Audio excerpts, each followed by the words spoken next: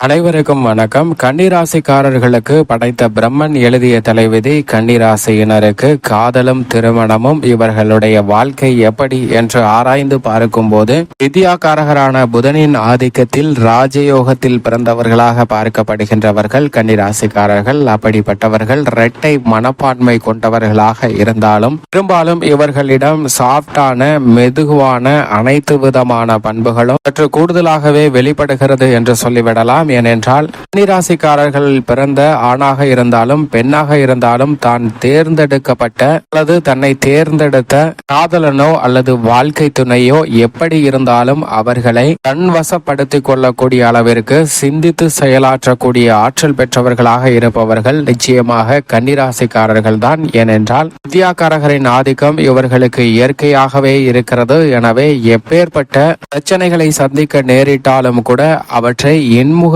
சந்தித்து அவற்றை சிறப்பாக உணர்ச்சி வசப்படாமல் எதிர்கொண்டு எது யதார்த்தமான நடைமுறையான உண்மையோ அதை சரியாக தங்களுடைய வாழ்வில் உணர்ந்து மற்றவர்களுக்கும் உணர்த்தக்கூடிய நபர்களாக இருக்கின்றனர். சில நேரங்களில் காதல் தோல்வி, திருமண தடைகளை சந்தித்தாலும் மனம் உடைந்து போகாமல் அதிலிருந்து மீண்டு வந்து அவற்றில் இருக்கக்கூடிய சிரமங்களை களைந்து தங்களுடைய வாழ்க்கையை எப்படி மகிழ்ச்சியாக வைத்துக் கொள்ள வேண்டும் என்று சிந்தித்து அதை நோக்கி செயல்படக்கூடியவர்களாக இருக்கின்றனர். இவர்கள் தங்களுடைய வாழ்வில் உயர்ந்த லட்சியத்தை கொண்டுள்ளதால் தங்களுடைய வாழ்க்கை துணையின் லட்சியத்தையும் சிறப்பாக நிறைவேற்றக்கூடிய வேண்டும் என்ற எண்ணம் பெற்றவர்களாகவும் இருக்கின்றனர். அது மட்டுமல்லாது தங்களுக்கிடையே ஏற்படக்கூடிய கருத்து வேறுபாடுகள் இருந்தாலும் அவை சிறிது நேரத்திலே மறக்கப்பட்டு மகிழ்ச்சி அதிகரிப்பதற்கான சூழலும் இந்த தருணத்தில் கன்னிராசிக்காரர்களுக்கு நிச்சயமாக உண்டு. அதிலும் கன்னிராசியில் பிறந்த பெண்மணிகள் இரட்டை குணத்தை வெளிப்படுத்தினாலும் பொதுவாக எது நல்லதோ அதை சரியாக கணித்து அதை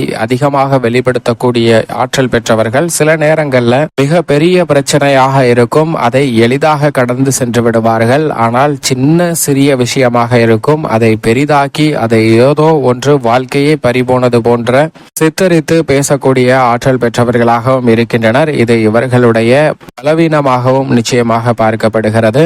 பொதுவாக திருமணத்தை பொறுத்த வரைக்கும் இந்த ராசிக்கு இந்த ராசிக்காரர்கள் தான் பொருத்தமானவர்கள் என்று நிச்சயமாக சொல்லிவிட முடியாது. ஏனென்றால் ஜனன கால அடிப்படையில் அவர்களுடைய கிரகநிலைகளின் அமைப்பும் தன்மைக்கும் ஏற்றவாறு ஒவ்வொரு ராசிக்குமே ஒவ்வொரு விதமான பொருத்தங்கள் அமைவதற்கான யோகம் உண்டு. அது மட்டுமல்லாது பொதுவாக ஒரு ராசியில் பிறந்தவர்கள் அதே ராசியில் பிறந்தவர்களை மணக்க கூடாது என்று சொல்வதும் ஒத்த பண்பு உடையவர்களால் சில சுவாரஸ்யங்கள் குறைவதற்கான வாய்ப்பு உள்ளது என்பதற்காக மட்டும்தான். ஏனென்றால் ஒரே ராசியில் ஒரே மாதிரியான அமைப்பை பெற்றவர்கள், ஒரே மாதிரியான குணங்களை பெற்றவர்கள் தங்களுடைய வாழ்வில், உதாரணமாக ஆணும் பெண்ணும் சூரியனின் ஆதிக்கத்தில் ஆளுமையை அதிகாரம் பெற்றவர்களாக இரண்டு நபர்களுமே அதிகாரம் செலுத்தக்கூடிய நபர்களாக இருந்தால் நிச்சயமாக அங்கு சிரமம் ஏற்படும். அதனால்தான் ஒரே ராசி சற்று கவனம் எடுத்துக்கொள்ள வேண்டும் என்று சொல்வார்கள். அதே போன்று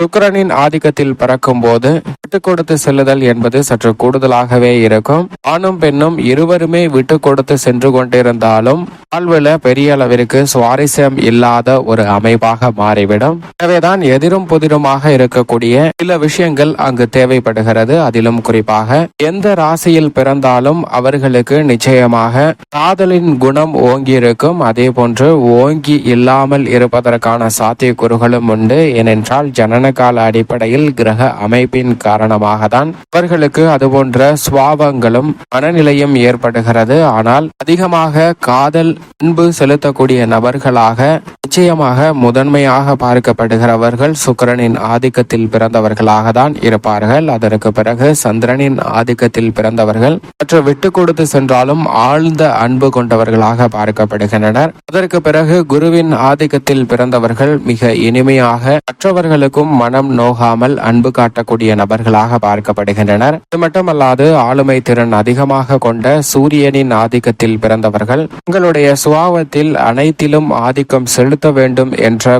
எண்ணம் கொண்டவர்களாக பார்க்கப்படுகின்றனர். அதே போன்று செவ்வாயின் ஆதிக்கத்தில் பிறந்தவர்கள் எதை செய்தாலும் வீரமாக செய்ய வேண்டும் என்று செயல்படக்கூடிய நபர்களாக இருப்பார்கள். முன் யோசனை இல்லாமல் ஒரு செயலை செய்து முடித்துவிட்டு அதற்கு பின் அதை பற்றி எண்ண மாட்டார்கள். அதன் விளைவுகளையும் தாக்கங்களையும் பற்றி கொள்ள கூட பொருள்படுத்தாத நபர்களாகவும் பார்க்கப்படுகின்றனர்.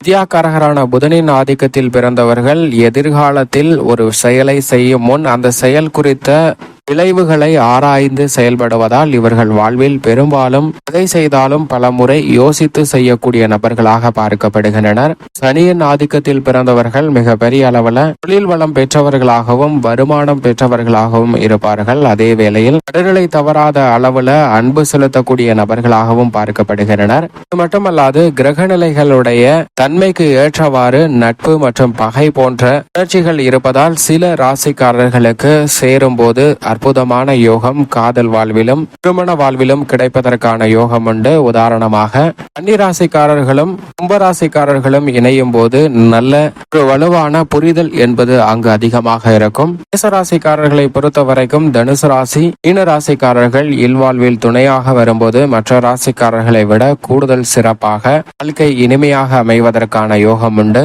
இதுபோன்று பல உதாரணங்களை சொல்லிக் கொண்டே செல்லலாம். அதே போன்று மற்ற எதிரெதிராக பார்க்கப்படுவது கடகம் விருச்சகம் ஆகிய ராசிகளை சொல்லிவிடலாம். இது எல்லா நேரத்திலும் சொல்லிவிட முடியாது. ஆனால் நண்டு தேலின் குணம் கொண்டதால் சில நேரங்களில் சற்று கடுமையான சூழல் இருப்பதற்கான வாய்ப்பு உண்டு. இதெல்லாம் ஒருபுறம் இருந்தாலும் கூட காதலும் திருமணமும் என்று சொல்லக்கூடிய வேளையில் ஜாதகம் ஜாதக கட்டங்கள் கிரகநிலைகளின் பார்வை அம்ச கட்டம் என பல விஷயங்களை நுணுக்கமாக கவனித்தாலும் கூட மன பொருத்தம் என்பது ஏற்பட்டுவிட்டால் நிச்சயமாக ஜாதகத்தில் இருக்கக்கூடிய தடைகளை தோஷங்களை பரிகாரம் செய்து இல்வாழ்வில் மனவாழ்வில் இணையும் போது பல்வேறு வகையான மகிழ்ச்சி நிச்சயமாக தங்களுடைய வாழ்வில் நிறைந்து கிடைக்கும். பொதுவாக இப்படி பல காரணங்கள் இருந்தாலும் தான் விரும்பிய நபர் கட்டத்தில் தன்னை விட்டு பிரிய வேண்டும் என்ற சூழ்நிலை ஏற்பட்டாலும் கூட அதை இன்முகத்துடன் ஏற்றுக்கொள்ளக்கூடிய நபர்கள் நிச்சயமாக கன்னிராசிக்காரர்கள். ஏனென்றால் அவர்களுக்கு பழி வாங்க வேண்டும் அல்லது குறுக்கு வழியில் தான்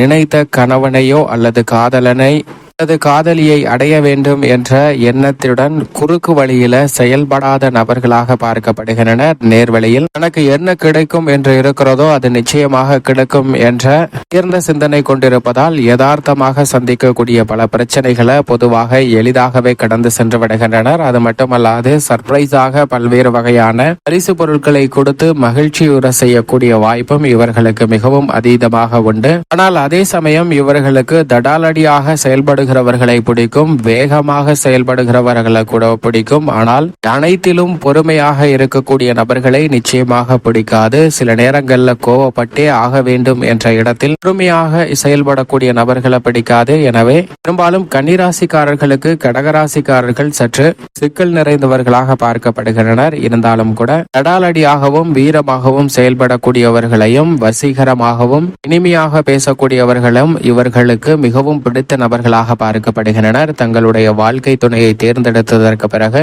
அவருடன் மட்டுமே சரியான முறையில் நேரத்தை கழிக்கக்கூடிய நபர்களாக பார்க்கப்படுகின்றனர். அது மட்டுமல்லாது காதல் செய்தாலும் ஒரே நேரத்தில் 2-3 நபரை காதல் செய்யாமல் ஒரே நபருடன் காதல் செய்யக்கூடிய பண்பு பெற்றவர்களாக இருப்பது சிறப்பான ஒன்றாக பார்க்கப்படுகிறது.